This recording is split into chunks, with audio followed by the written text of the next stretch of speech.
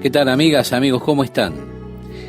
El versículo 35 nos dice: entonces el escribano, cuando había apaciguado a la multitud, dijo: varones efesios. Si finalmente él pudo poner en orden las cosas después de 2 horas de alboroto. Este hombre se ve que era un hábil político, lo que podríamos llamar un verdadero diplomático. Él calmó las cosas y dijo: varones efesios. ¿Y quién es el hombre que no sabe que la ciudad de los efesios es guardiana del templo de la gran diosa Diana y de la imagen venida de Júpiter? Ya lo dijimos en el programa anterior, que probablemente cayó un meteorito del cielo y de allí tallaron este ídolo. Continúa diciendo: puesto que esto no puede contradecirse, es necesario que os apaciguéis y que nada hagáis precipitadamente, porque habéis traído a estos hombres sin ser sacrílegos ni blasfemadores de vuestra diosa. Es decir, ellos no estaban por allí condenando la diosa Diana. Ellos lo que hacían era proclamar simplemente el Evangelio de Jesucristo. Y yo pienso, estimado oyente, que nosotros cometemos el error muchas veces de buscar apartar la oscuridad peleando con ella. Creo que la mejor manera de deshacerse de la oscuridad es encender la luz. ¿Vio qué simple?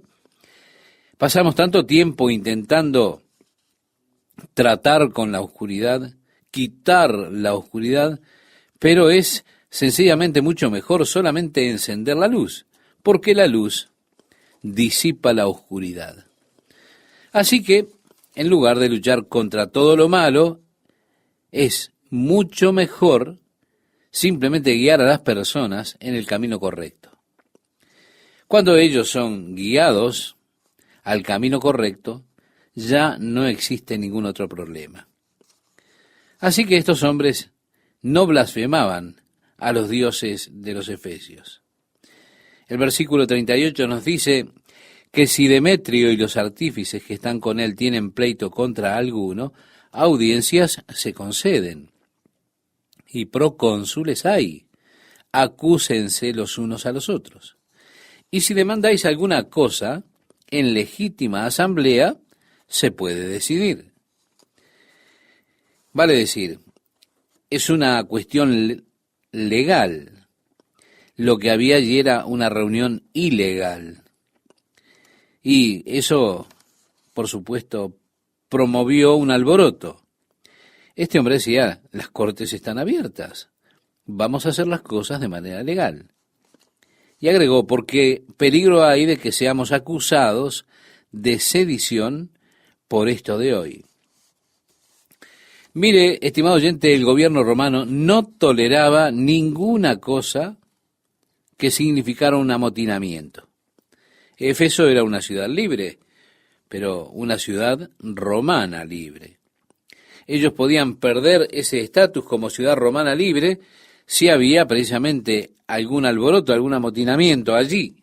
Así que este oficial les advierte a las personas el peligro de perder tanto debido a esa asamblea que era ilegal. Por eso dijo: peligro hay de que seamos acusados de sedición por esto de hoy. Y agregó: no habiendo ninguna causa por la cual podamos dar razón de este concurso. En otras palabras, ¿cómo lo vamos a explicar? Y habiendo dicho esto, despidió a la asamblea. Es decir, váyanse a casa. Él los despidió.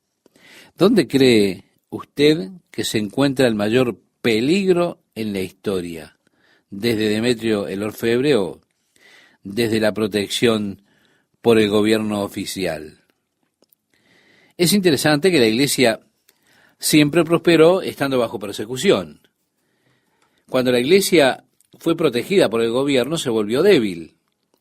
La iglesia primitiva sufrió persecución por parte del gobierno romano y creció y así prosperó. Ahora, una vez que fue amparada por el gobierno, se debilitó. Resulta interesante que la iglesia de Éfeso es aquella a la cual Jesús se dirige en el libro de Apocalipsis, en el capítulo 2, cuando le dice: tengo contra ti que has dejado tu primer amor. Recuerda, por tanto, de dónde has caído y arrepiéntete y haz las primeras obras, pues si no, vendré pronto a ti y quitaré tu candelero de su lugar si no te hubieres arrepentido. En la visión que tuvo Juan, Jesús caminaba o se movía en medio de los 7 candeleros de oro que representaban a la iglesia, las 7 iglesias de Asia, representadas allí por los candeleros o los candelabros. ¿Y dónde estaba Jesús? Él estaba caminando en medio de ellas, o en medio de los candeleros.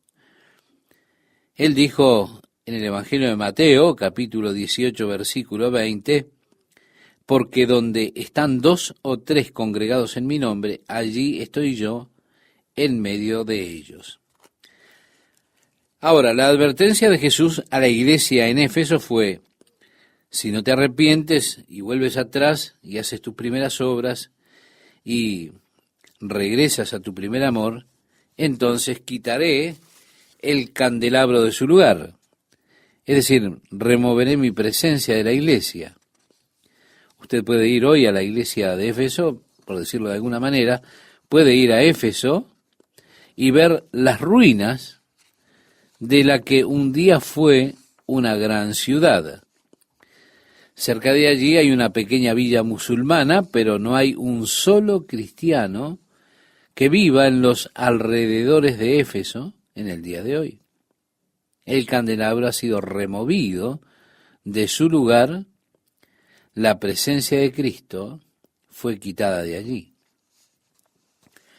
El Señor quiere ser nuestro amor ferviente.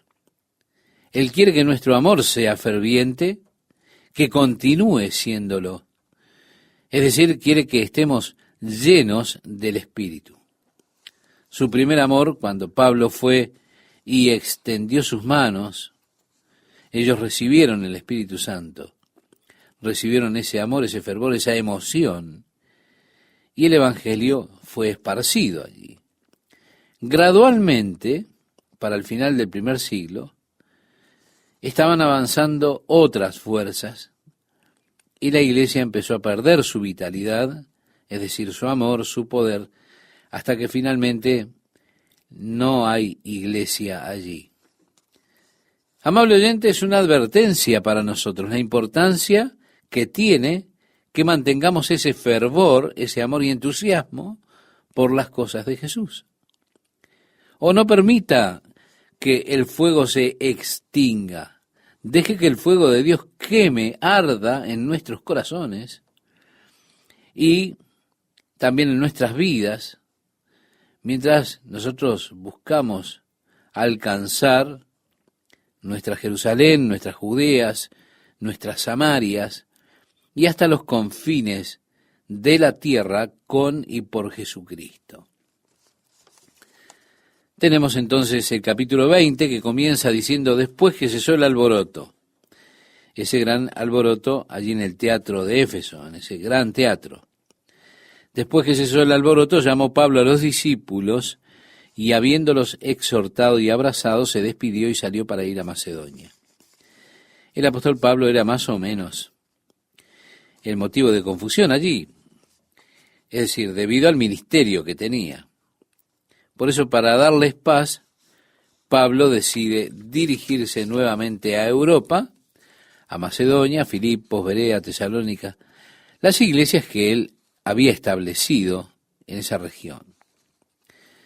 El verso 2 nos dice: y después de recorrer aquellas regiones y de exhortarles con abundancia de palabras, llegó a Grecia.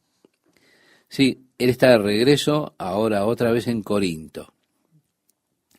Después de haber estado allí 3 meses, todo este tiempo aquí fue como un año en la vida de Pablo, todo, digamos, lo que está encerrado en estos 2 versículos. Así que hay mucho que nosotros no sabemos de la vida cotidiana del ministerio de Pablo. Tenemos un pequeño resumen que abarca casi un año de su vida. Él estuvo allí en Grecia 3 meses. Dice el versículo 3, y siéndole puestas acechanzas por los judíos para cuando se embarcase para Siria, tomó la decisión de volver por Macedonia. Pablo quería ir a Jerusalén para llegar a la fiesta de Pentecostés y habían muchos barcos que llevaban peregrinos a Jerusalén para esas fiestas. La fiesta que tenía lugar en abril, la fiesta de la Pascua, y era complicado viajar por el mar Mediterráneo. En esa época del año precisamente habían tormentas. Así que ellos siempre intentaban ir a la fiesta de Pentecostés porque era mejor navegar en junio que en abril. Y allí estaban esos barcos que llevaban a todos estos judíos que querían unirse al peregrinaje hacia Jerusalén para la fiesta, porque la ley requería que ellos estuvieran en Jerusalén para la fiesta. Ellos se presentaban entonces ante Dios, y si estaban viviendo a cierta distancia, ellos tenían que intentar llegar, estar en las fiestas. No para las 3 fiestas, pero al menos para una. De esa forma Jerusalén siempre estaba llena de gente para las fiestas, gente que venía de todas partes del mundo de entonces para estar allí precisamente durante esos días de fiesta. Hubo un complot. Ellos imaginaban que si Pablo tomaba un barco, estarían en el medio del Mediterráneo, y en medio de la noche lo tomarían, lo tiraban por la borda y nadie se iba a dar cuenta. Es decir, estaban complotando para matar a Pablo mientras él iba de regreso para la fiesta de Pentecostés en Jerusalén. Pablo se enteró de eso. De allí que él decidió tomar un curso más sabio y regresó por el camino a través de Macedonia, por Asia, digamos, abrazando la costa. ¿Por qué? Porque uno deliberadamente no se pone en peligro. Dios nos ha dado cerebro y Dios pretende que lo usemos.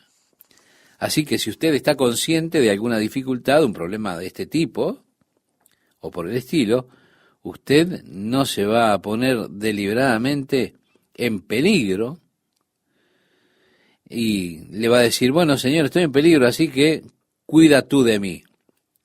No es por esto que Dios le dio a usted un cerebro, claro que no, no es para eso. El versículo 4 dice, le acompañaron hasta Asia Sópater, que no sabemos quién era. Es el único lugar en la Biblia que aparece este hombre, así que no sabemos nada de él excepto que era de Berea. Aristarco y Segundo de Tesalónica.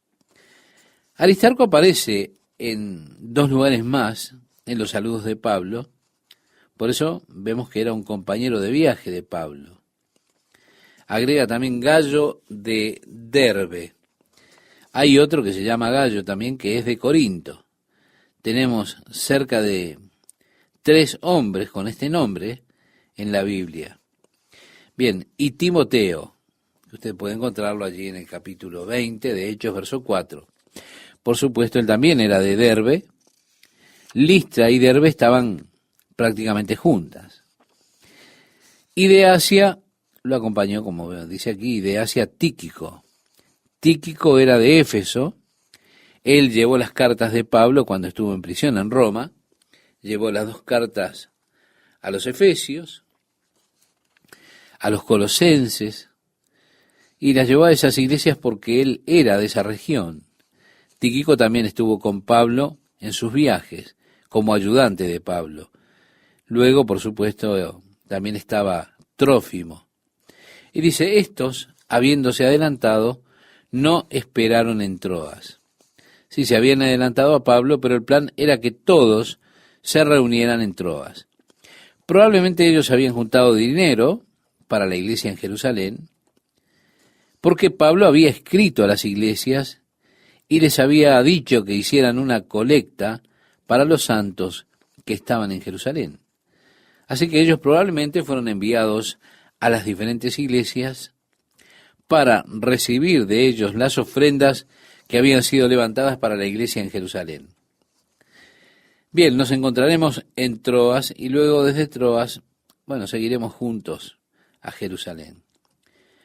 Por eso dice, y nosotros, pasados los días de los panes sin levadura, navegamos de Filipos. Vemos aquí nuevamente, Lucas se une a Pablo, él dice nosotros, es quien escribe este libro. Por un tiempo Lucas no estuvo con Pablo, pero cuando Pablo dejó Filipos, o cuando, mejor dicho, llega a Filipos, Lucas se une con él nuevamente. Así que tenemos este pronombre nosotros, pronombre personal.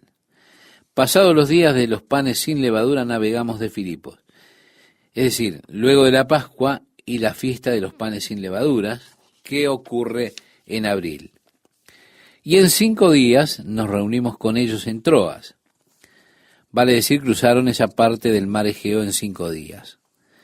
Agregó, donde nos quedamos 7 días. El primer día de la semana, reunidos los discípulos para partir el pan.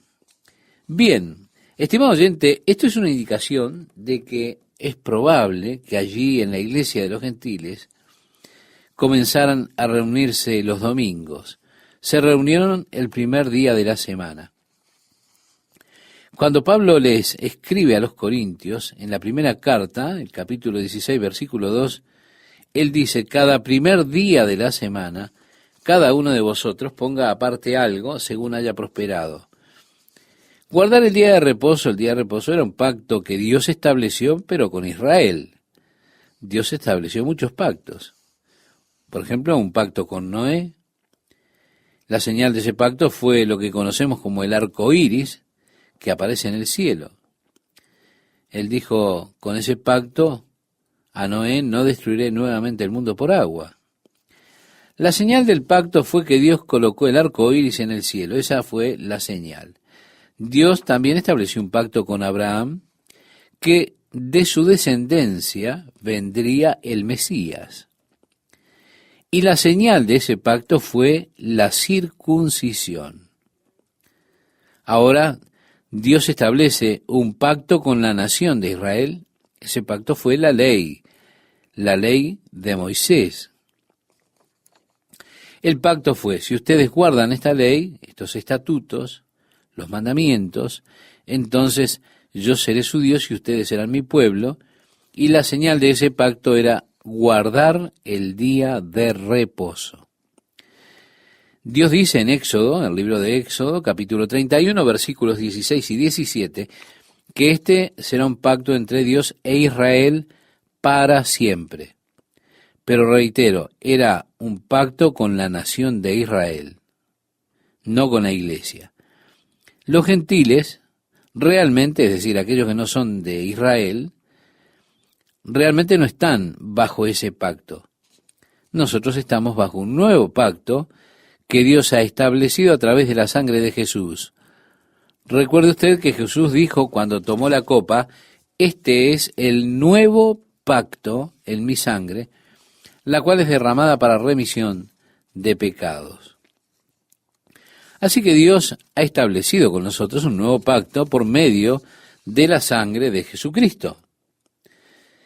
El día de reposo, reiteramos, era un pacto con la nación de Israel.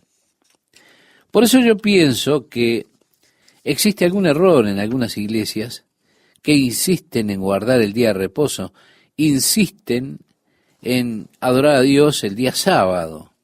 La Biblia dice que si usted guarda toda la ley pero viola un solo punto, es culpable de toda la ley.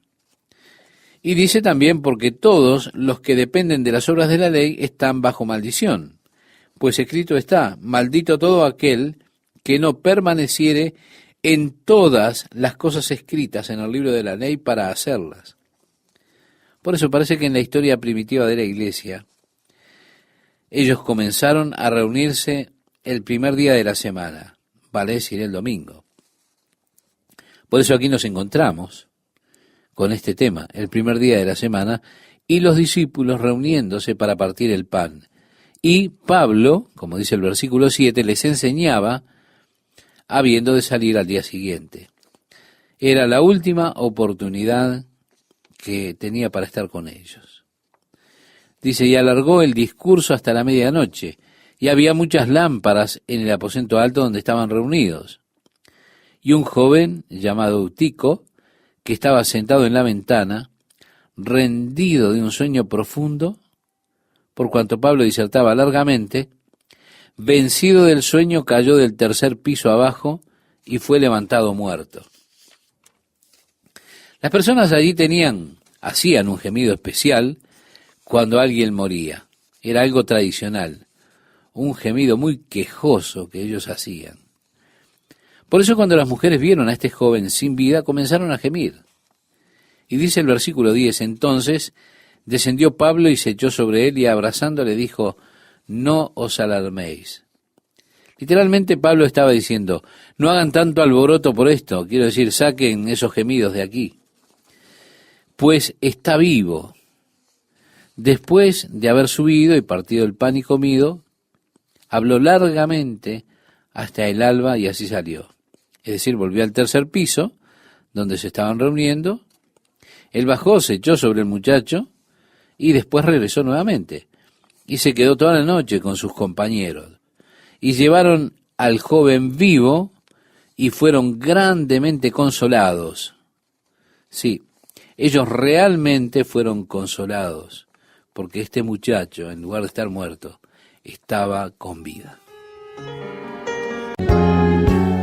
Es un gusto estar con ustedes, amigas y amigos. Este versículo 13 nos dice, nosotros, adelantándonos a embarcarnos, navegamos a Asón para recoger allí a Pablo, ya que así lo había determinado, queriendo él ir por tierra. De Troas a Asón hay aproximadamente unos 48 kilómetros en barco. Usted tenía que hacer un rodeo para llegar allí.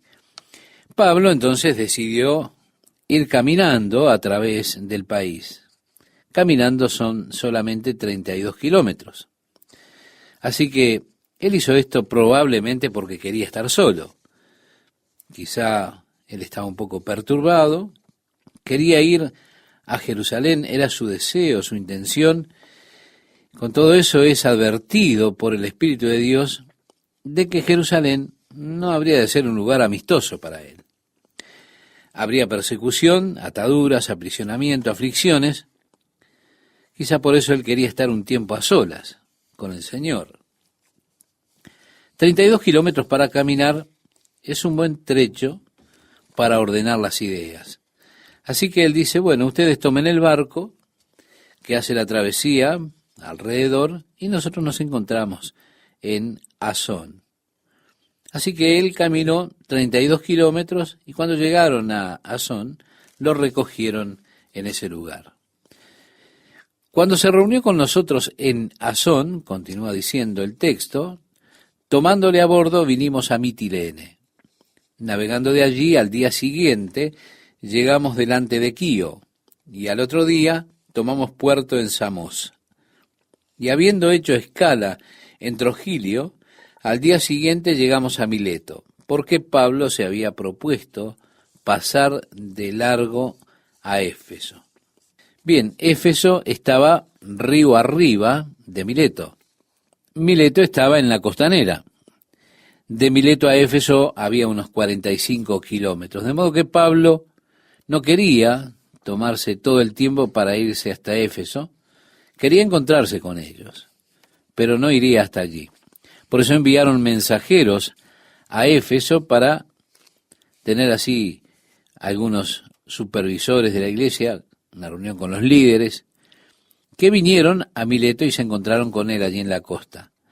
Porque Pablo se había propuesto pasar de largo a Éfeso, hemos leído, para no detenerse en Asia, pues se apresuraba por estar el día de Pentecostés, si le fuese posible, en Jerusalén. Sí, él estaba apurado, quería llegar a tiempo para la fiesta. Y entonces leemos, enviando pues desde Mileto a Éfeso, hizo llamar a los ancianos de la iglesia. Cuando vinieron a él les dijo, vosotros sabéis cómo me he comportado entre vosotros todo el tiempo, desde el primer día que entré en Asia. Vale decir, ustedes saben que desde la primera vez que vine, conocen la clase de vida que viví entre ustedes. Pablo describe cómo vivía él. Lo dice a continuación, sirviendo al Señor con toda humildad. ¡Qué tremenda característica! Parece aparecer allí un rasgo característico que con frecuencia resulta la marca de una persona usada por Dios. Una especie de actitud austera, una especie de actitud enaltecida, donde comienzan a aislarse a ellos mismos de las personas y comienzan a tener un sentido de importancia propia. No es lo que pasa con Pablo. ¿Se da cuenta? Cuando Dios usa a una persona de manera poderosa, las personas tienen tendencia a elevarse, enaltecerse, donde las personas piensan que están por encima de todos los demás, cuando en realidad no lo están. Pero por la forma en que las personas los halagan, los tratan, comienzan a acostumbrarse a que los traten así y después terminan demandando que los traten de esa manera. Es realmente triste cuando una persona demanda un trato especial y comienza a sentirse con ese, valga la redundancia, sentimiento de autoimportancia y grandeza. ¿Todo por qué? Porque la gente lo trata de manera especial.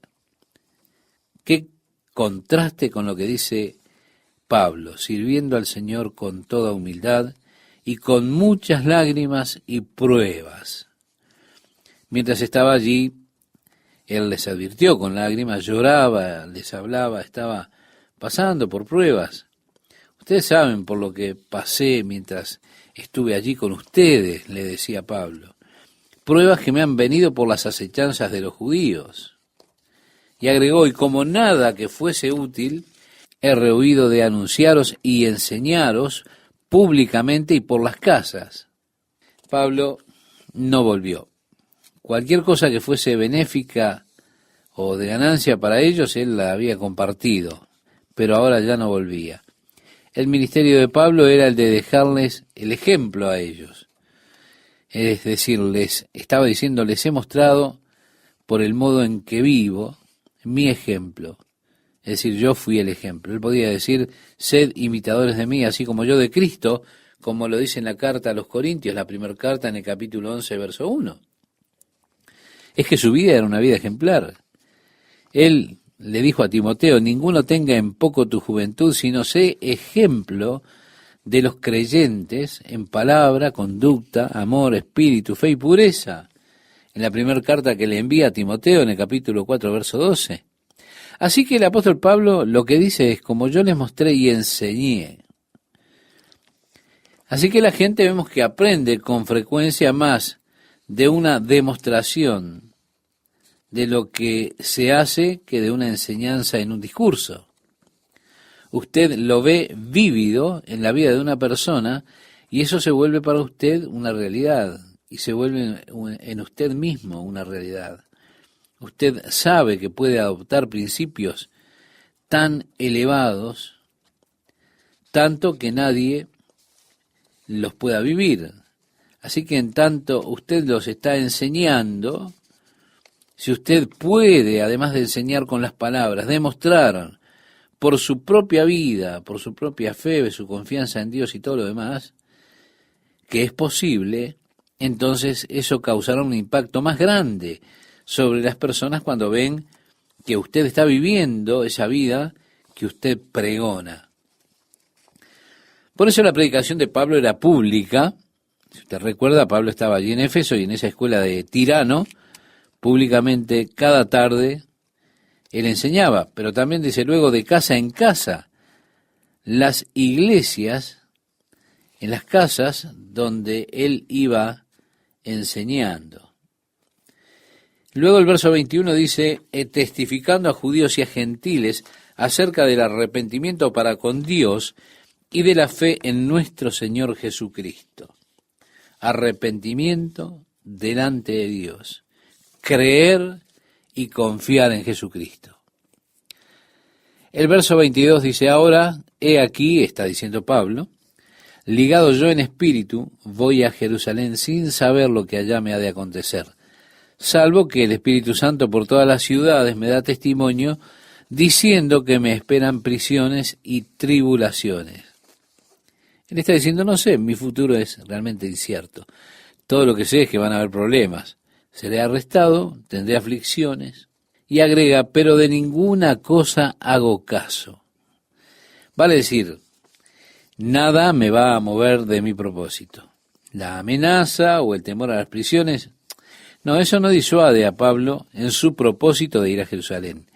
Ninguna de estas cosas me mueve, está diciendo Pablo, estoy determinado a ir. Ni estimo preciosa mi vida para mí mismo, agregó. Es que Pablo realmente no temía la muerte. Él dijo, porque para mí el vivir es Cristo y el morir es ganancia, cuando le escribe a los filipenses en su carta, en el capítulo 1, verso 21. Es decir, no temo morir, es mejor. Y decía, porque de ambas cosas estoy puesto en estrecho, teniendo deseos de partir y estar con Cristo, lo cual es muchísimo mejor. Vale decir, él hablaba que tenía emociones mezcladas. Una es, quiero morir y estar con Cristo, lo cual es mucho mejor. Pero también decía, con todo ustedes aún me necesitan, así que estoy en un tire y afloje aquí, de quedarme a ayudar aquí, a ayudarles a ustedes, o de irme. ¿Se dan cuenta? Yo pienso que todos probablemente experimentamos muchas veces esas emociones mezcladas. Hay momentos en que tan solo nos gustaría morir y estar con el Señor.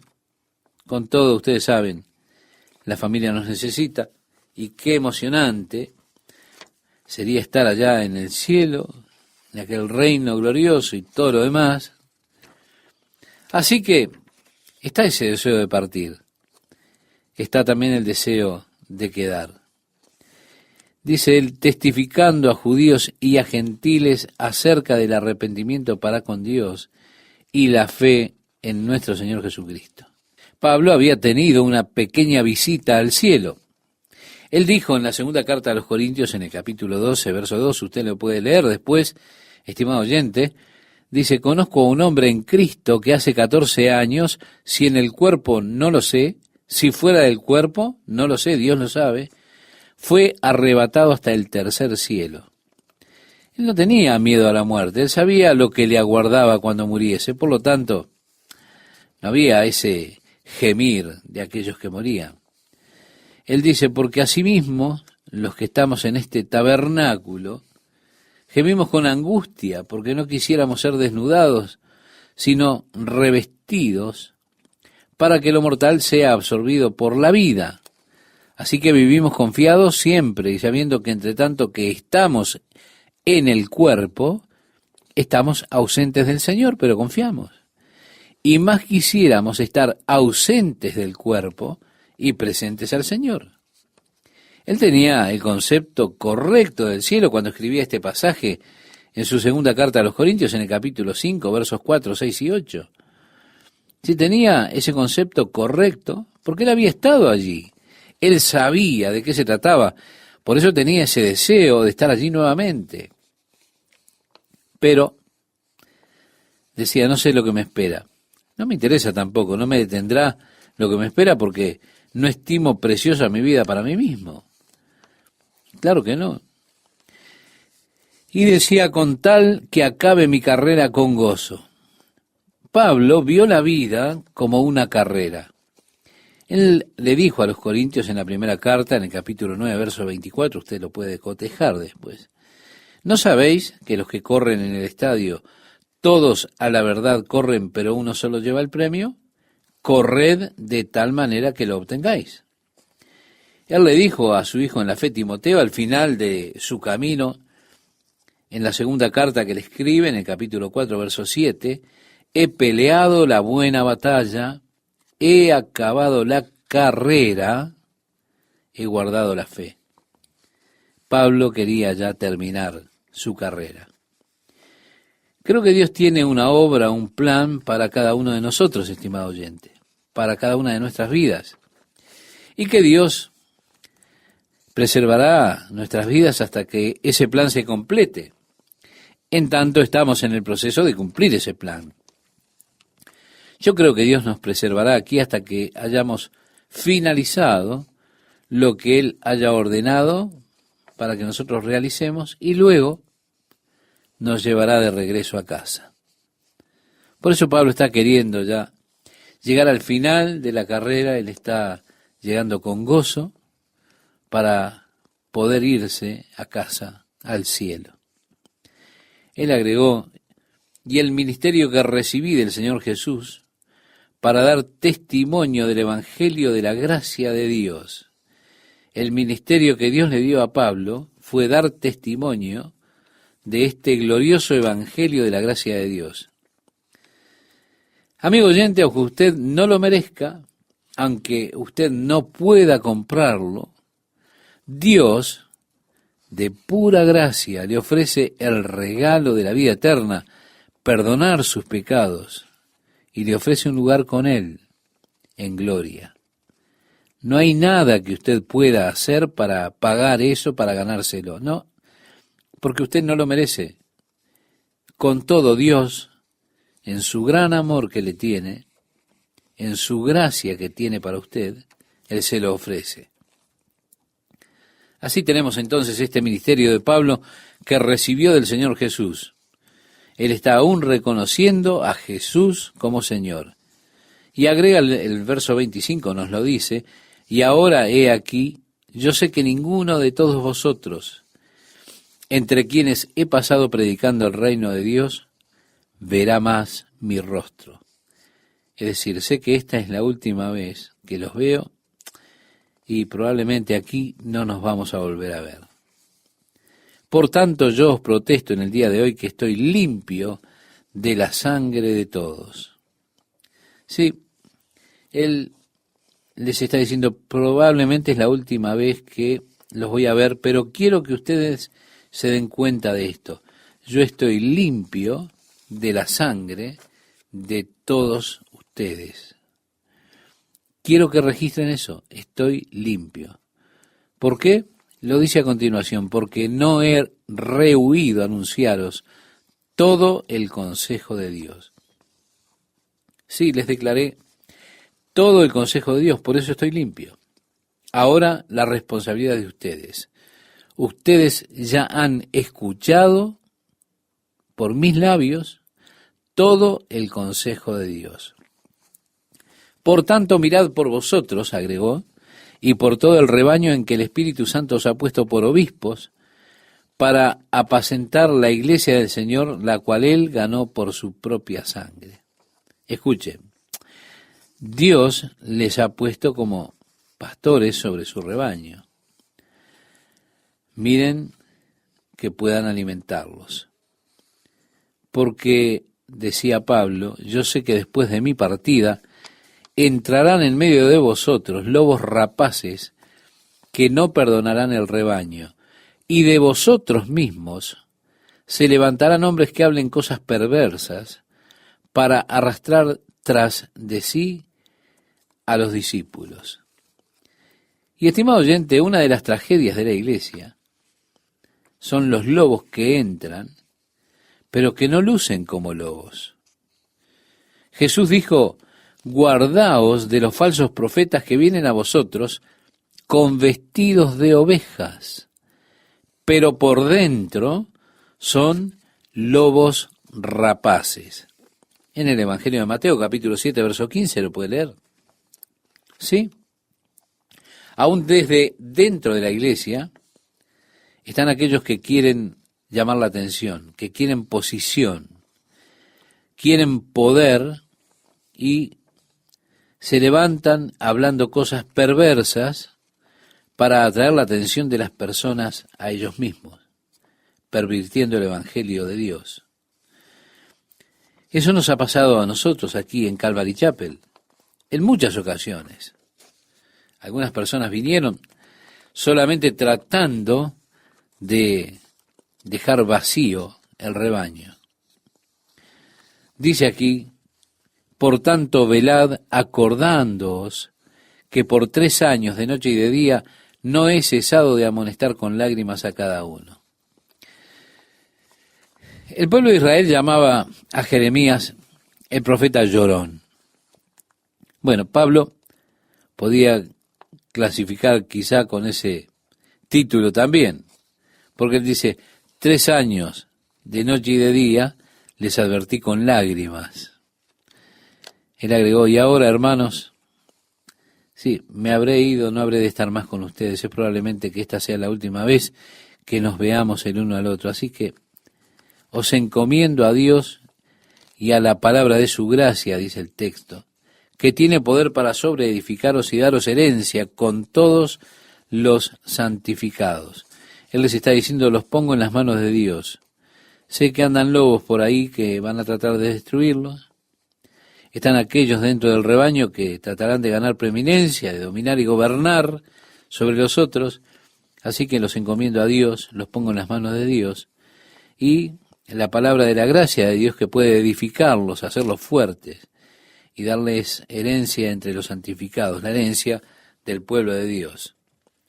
Bien decía Juan, ¿no? Amados, ahora somos hijos de Dios, y aún no se ha manifestado lo que hemos de ser, pero sabemos que cuando Él apareciere, seremos semejantes a Él porque le veremos tal como Él es. ¿Sí? Así decía Juan en su primera carta. Usted puede leerlo en el capítulo 3, versículo 2. Y en la carta a los Romanos decía Pablo, y si hijos también herederos, herederos de Dios y coherederos de Cristo. Pablo continúa testificando con ellos, diciéndole que no había codiciado nada de ellos. También sigue diciéndoles que para lo que le ha sido necesario a él y a los que estaban con él, sus manos le habían servido, en el verso 34. Pablo trabajó como fabricando carpas, ¿verdad?, allí en Éfeso. Así que él trabajó con sus manos para proveer sus necesidades. Él agregó, en todo os he enseñado que trabajando así se debe ayudar a los necesitados. En otras palabras, nuevamente les estaba mostrando y enseñando. ¿Se da cuenta? Él había sido un ejemplo para ellos. Le dice, y recordar las palabras del Señor Jesús, en el verso 35, que dijo, más bienaventurado es dar que recibir. Cuando hubo dicho estas cosas, se puso de rodillas y oró con todos ellos. ¿Puede ver esta imagen, estimado oyente? Este panorama. ¿Puede usted verlos allí en la playa? Pablo, todos los que están con él, Trófimo y los demás. Él se encamina a la nave, están listos para partir. La nave está esperando allí. Y Pablo está con los ancianos de Éfeso, esos hombres. Allí están todos arrodillados en la playa orando juntos. Ah, qué hermosa fotografía, ¿verdad? Yo amo eso así. Entonces hubo gran llanto de todos, y echándose al cuello de Pablo le besaban. Qué momento emotivo para ellos, ¿verdad? ¿Por qué? Porque ellos, doliéndose en gran manera por la palabra que dijo, que no verían más su rostro. Sí, fue un momento realmente emotivo cuando Pablo estuvo ministrando a esos ancianos, dándoles el cargo sobre la iglesia y encomendando a la iglesia, al pueblo de Dios, a ellos. Y le acompañaron al barco, dice el verso 38. Salieron, le dijeron adiós mientras Pablo se iba con el futuro incierto que tenía en Jerusalén.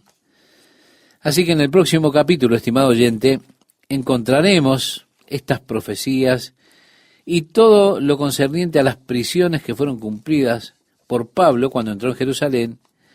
Y entró, por supuesto, se metió allí, lamentablemente, tuvo que sufrir toda clase de problemas cuando estuvo en Jerusalén, tal cual el Señor se lo había advertido.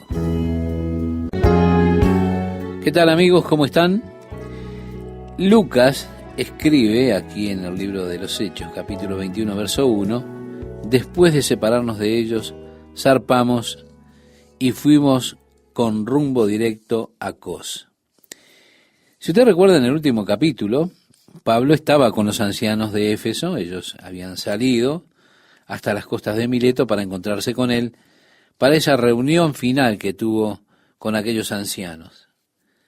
Así que ellos acompañaron a Pablo hasta el barco, así termina el capítulo anterior, y cuando ellos hubieron dejado Mileto, navegaron en dirección a Cos. Al día siguiente a Rodas, y de allí a Pátara, y hallando un barco que pasaba a Fenicia, nos embarcamos y zarpamos. En su camino a Jerusalén, vemos esta determinación de Pablo de estar un tiempo allí en la fiesta de Pentecostés. Al avistar Chipre, dice el relato, la isla de Chipre, dejándola a mano izquierda, navegamos a Siria y arribamos a Tiro, porque el barco había de descargar allí. Y hallados los discípulos. Sí, los griegos inferirían lo que ellos estaban buscando. Por supuesto, hallaron a los discípulos. Quiere decir que vinieron a Tiro y dijeron, bueno, averigüemos dónde está la iglesia, dónde es que se reúne el cuerpo de Cristo aquí en este lugar. Encontraron a los discípulos allí. Nos quedamos 7 días y ellos decían a Pablo por el Espíritu que no subiese a Jerusalén.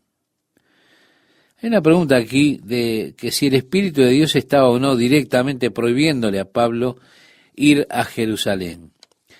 Al leer el texto parece indicar eso, o si el Espíritu nuevamente le estaba advirtiendo de las prisiones y aflicciones que tendría en Jerusalén.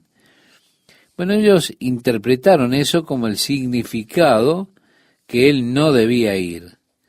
Es muy probable que el Espíritu le estuviese advirtiendo o les hubiese dicho a ellos en cuanto a las prisiones de Pablo, y ellos interpretaron ese mensaje como significativo que no debía ir a Jerusalén. Yo creo que esto no lo sabremos hasta que hablemos con Pablo en persona.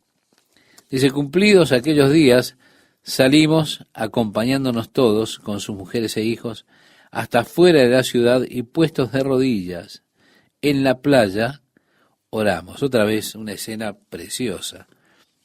Pablo encontró a los creyentes allí en Tiro, esa ciudad fenicia.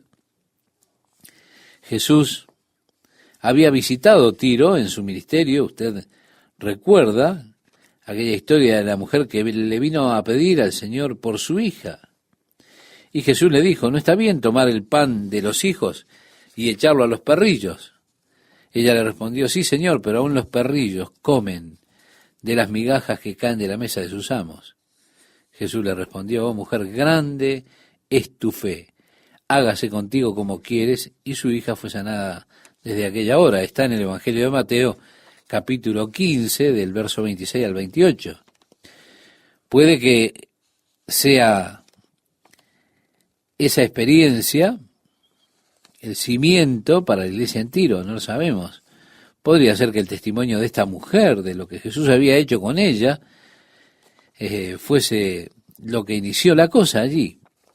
Quizá ella puso la infraestructura para el futuro evangelismo en Tiro, y que de hecho el ministerio allí fue establecido en un sentido por Jesús en lo que al cimiento concierne. Cuando el evangelio vino, allí estaban los que en Tiro creyeron en Jesucristo. Ahora, yo estoy encantado con esta escena. Las esposas, los niños, todo el mundo viniendo allí con Pablo al límite de la ciudad, arrodillándose en la playa, orando juntos y diciéndose hasta luego. Y abrazándonos los unos a los otros, subimos al barco y ellos se volvieron a sus casas. Y nosotros completamos la navegación saliendo de Tiro y arribando a Tolemaida. Ahora, Tolemaida era el antiguo nombre que tenía la ciudad de Aco. Allí estaba, por supuesto, esa gran fortaleza de Aco que Napoleón trató de conquistar y fracasó. Y habiendo saludado a los hermanos, continúa diciendo el texto, nos quedamos con ellos un día. Al otro día, saliendo Pablo y los que con él estábamos, fuimos a Cesarea, y entrando en casa de Felipe el evangelista, que era uno de los 7, posamos con él. Sí, es interesante que luego que Esteban fue lapidado, Pablo tuvo un rol principal persiguiendo a la iglesia, hizo estragos en la iglesia de Jerusalén. Como resultado de esa persecución que encabezó Pablo, los discípulos fueron esparcidos a través de Judea y fueron a todas partes predicando la palabra de Dios. La persecución fue dura en Jerusalén y era conducida por Pablo. Uno de los que huyó de Jerusalén fue Felipe. Él se fue a Samaria y tenemos allí otra faceta interesante. Pablo se volvió el apóstol a los gentiles. Felipe, en un sentido, yendo a los samaritanos, estaba rompiendo con la tradición que tenían los judíos. No tanto como Pablo, pero aquí está Felipe, y él había tenido que huir de Jerusalén por causa de Pablo. Ahora han pasado 20 años, y Felipe está hospedando a Pablo en su hogar allí en Cesarea. Así que dice, entramos en la casa de Felipe el evangelista, que era uno de los 7. Esto significa, era uno de los 7 que en el capítulo 6 del libro de los Hechos está señalado, o están señalados como diáconos en la iglesia para supervisar el programa de bienestar de la iglesia. Esto significa que Felipe no era un apóstol. Hay un apóstol de nombre Felipe, pero no era este. Realmente no sabemos nada acerca de él, de Felipe, el apóstol, excepto que se llamaba así. Y este Felipe, que era uno de los 7 diáconos, que fue señalado para servir la mesa de los apóstoles, alguien a quien Dios usó para llevar el avivamiento a Samaria. Y luego lo siguiente que tenemos es que él fue y le predicó a aquel eunuco etíope que detuvo, por supuesto, allí su carro y Felipe lo evangelizó. Así que las barreras nacionales se comenzaron a romper, de hecho, por Felipe. Pablo vino y terminó de derribar esos muros. Es como que Felipe abrió la puerta y Pablo derribó los muros en cuanto a llevar el evangelio a los gentiles. Nos dice aquí el relato que tenía 4 hijas doncellas que profetizaban. Sí, en la promesa de Joel, cuando Dios dijo que él habría de derramar su espíritu sobre toda carne, también dijo, vuestros hijos e hijas profetizarán. Así que vemos que las hijas de Felipe tenían este don de profecía. Y permaneciendo nosotros allí algunos días, descendió de Judea un profeta llamado Agabo. Nosotros hablamos de Agabo allí en el libro de los Hechos. Él había predicho ya un hambre que vendría sobre la tierra y esa hambre tuvo lugar, así que era notorio como un verdadero profeta de Dios. Dice, quien viniendo a vernos, tomó el cinto de Pablo y atándose los pies y las manos dijo, esto dice el Espíritu Santo, así atarán los judíos en Jerusalén al varón de quien es este cinto y le entregarán en manos de gentiles. Sí, le entregarán en manos de los gentiles. Él profetizó el aprisionamiento de Pablo, que sería atado y entregado a los gentiles. En el caso de Jesús, como sabemos, terminó en la crucifixión. ¿Por qué? Porque los judíos no tenían poder para imponer la pena capital. Tenían que ser entregados a los gentiles, como ocurrió con Jesús, y en ese caso significó la crucifixión de Jesucristo. Ellos probablemente también, en el caso de Pablo, interpretaron como que Pablo iba a ser crucificado, iba a morir así. Sabemos más tarde que Pablo fue martirizado allí en Roma. Pero los que estaban con Pablo, dice, al oír esto le rogamos nosotros, para decirlo, Lucas y sus amigos que viajaban con él, y los de aquel lugar también dice, Felipe, su familia, el cuerpo de Cristo que estaba en Cesarea, le rogaron que no subiese a Jerusalén. Sería, por supuesto, interesante saber si Cornelio estaba todavía en Cesarea en ese tiempo y si había un poco de mezcla entre gentiles creyentes y judíos creyentes. El relato dice: entonces Pablo respondió: ¿qué hacéis llorando y quebrantándome el corazón? Porque yo estoy dispuesto no solo a ser atado, mas aún a morir en Jerusalén por el nombre del Señor Jesús. No, Pablo no iba a ser disuadido, él no tenía miedo de ser atado por Cristo, estaba listo para morir por Cristo. Y dice: y como no le pudimos persuadir, desistimos, diciendo: hágase la voluntad del Señor. Sí, ya cesaron de rogarle que no vaya y lo encomendaron al Señor. Qué importante, ¿verdad? Es ese compromiso de nosotros mismos. Sabe que podemos batallar, podemos luchar con esos asuntos. Cuando es obvio que las cosas no van a cambiar, entonces lo más sabio que podemos hacer simplemente es encomendarlo a Dios. Bueno, en realidad la voluntad de Dios se hará. De otra forma, usted puede esforzarse, luchar con eso y ser mentalmente tortuoso, pero cuánto mejor es simplemente pegar la vuelta y decir: bueno, que sea la voluntad de Dios lo que se haga, en lugar de ver cómo maquinamos nosotros. El encomendarnos a nosotros mismos a la voluntad del Señor precisamente es el secreto del descanso del creyente. La paz que viene una vez que estamos plenamente encomendados en la mano de Dios es maravillosa. Así que Pablo está determinado a ir, no pueden persuadirlo de no ir, así que se hará la voluntad del Señor. Después de esos días, hechos ya los preparativos, subimos a Jerusalén. Hay una palabra inglesa antigua, de hecho simplemente significa nuestras maletas, nuestro equipaje, es decir, tomamos nuestro equipaje.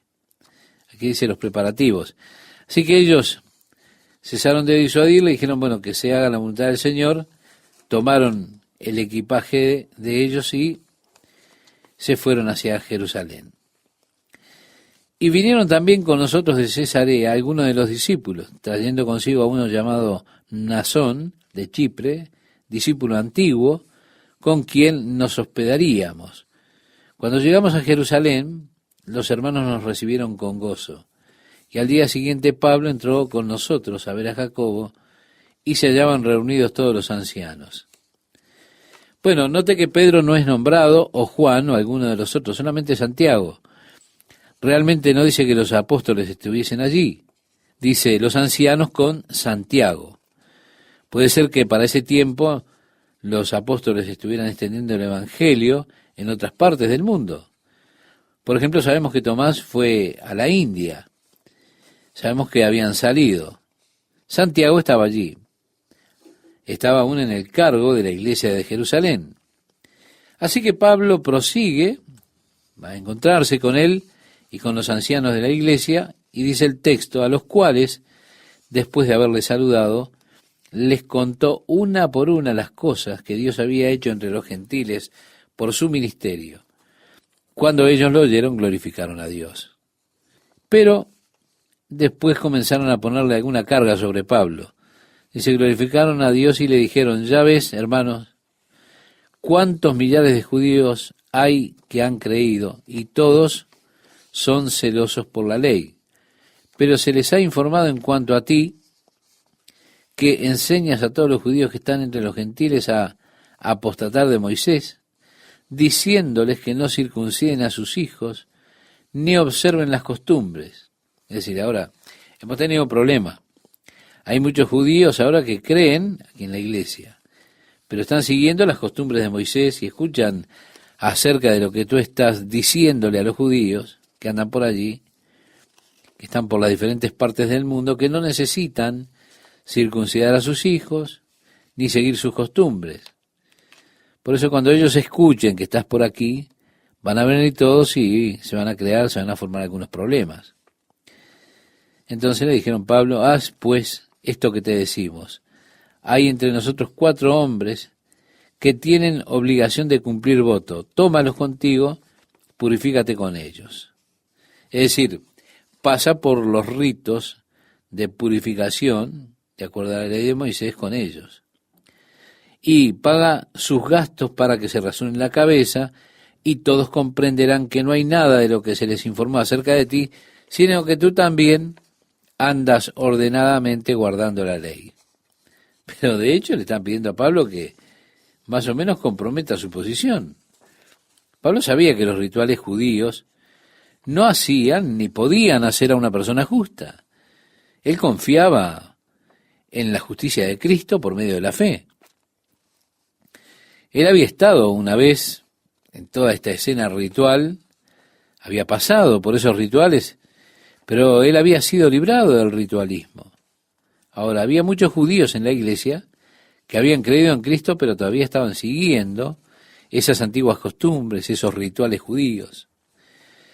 Y por temor de que Pablo pudiera formar o crear una división real en el cuerpo de Cristo allí, ellos le pidieron a Pablo que pasase por los ritos de purificación y patrocinara a esos 4 que también querían tomar el voto del nazareato. Durante el tiempo del nazareato ellos no podían trabajar, así que él tenía que pagar sus gastos.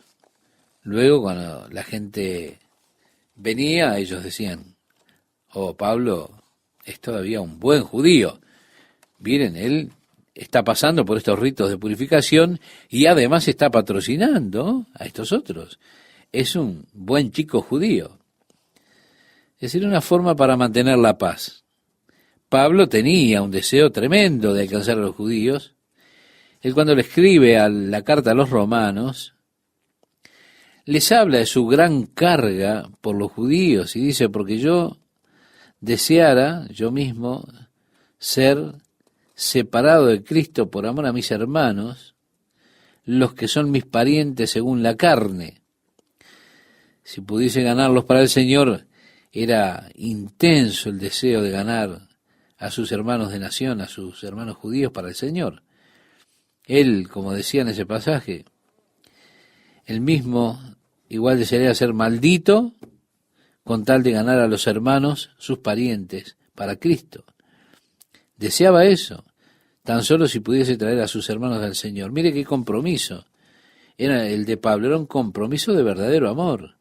En lugar de discutir, de hacer alguna escena allí, él consintió en hacer eso que le pidieron. Y vemos nuevamente lo que pasa conforme a la filosofía, cuando le escribe a los romanos. Él dice: si es posible, en cuanto dependa de vosotros, estad en paz con todos los hombres.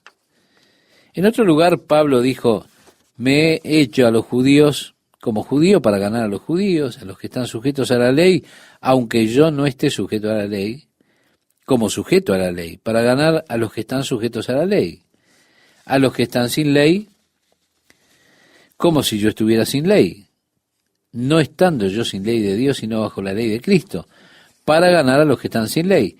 Me he hecho débil a los débiles para ganar a los débiles. A todos me he hecho de todo para que de todos modos salve a algunos. Ahora, quiero decir que él no siguió los rituales judíos. Él podía mezclarse con los gentiles y no seguir aquello que era conocido como kosher. ¿Qué quiero decir? Quiero decir que él podía comer jamón tranquilamente, o lo que sea cuando él estaba con los gentiles. Pero cuando estaba con los judíos, para que no se ofendiesen, bueno, vamos a comer comida kosher. Todo el propósito o el intento de Pablo no era otro que alcanzar al pueblo para Jesucristo. Y esto era la fuerza motora de la vida de Pablo, alcanzar a la gente para Jesucristo. Por eso, para alcanzar a los judíos, él podía volverse judío. Él podía seguir los rituales del judaísmo para alcanzarlos. Lo que yo creo es que Pablo está deseando alguna oportunidad, algún modo de compartir el evangelio con los judíos, sus hermanos de nación allí en Jerusalén. Podríamos decir que era como una especie de sueño que tenía Pablo desde que se convirtió, poder ser capaz de compartir el evangelio en Jerusalén. Así que si esto lleva más adelante la causa del evangelio de Cristo, bueno, con toda seguridad, decía Pablo, pasaré por todos esos ritos de purificación, voy a patrocinar a estos sujetos.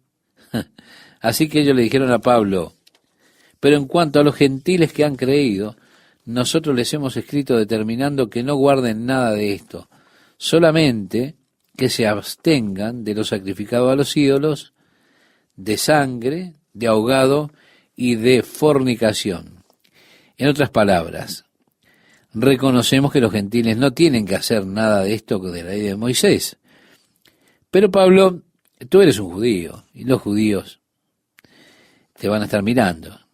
Tú no eres un gentil, tú eres un judío, por lo tanto, nosotros esperamos que cumplas con estos rituales y estas costumbres de la ley por causa de ellos.